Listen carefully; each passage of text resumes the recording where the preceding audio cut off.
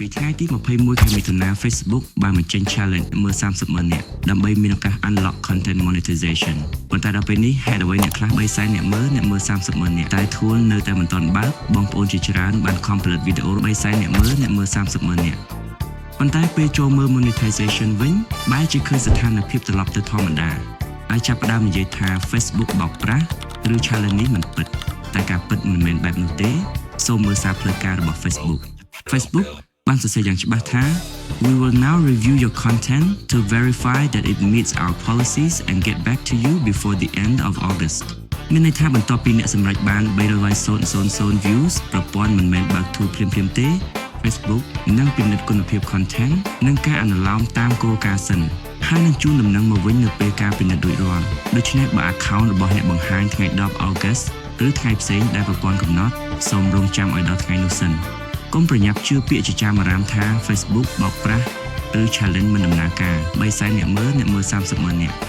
គឺជាលក្ខខណ្ឌមួយប៉ុន្តែការអនុម័តចុងក្រោយនៅតែអាស្រ័យលើការពិនិត្យរបស់ Facebook បើទៅលើនេះអ្វីដែលយើងអាចធ្វើបានគឺរងចាំមើលជាមួយគ្នាតើនៅពេល Facebook បញ្ចប់ការពិនិត្យតើ creator ដែលបានបំពេញលក្ខខណ្ឌ3សែនអ្នកមកមើលនិងផលិត original content នឹងទទួលបាន content monetization ដែរឬទេយើងនឹងតាមដានការអាប់ដេតនេះជាបន្ត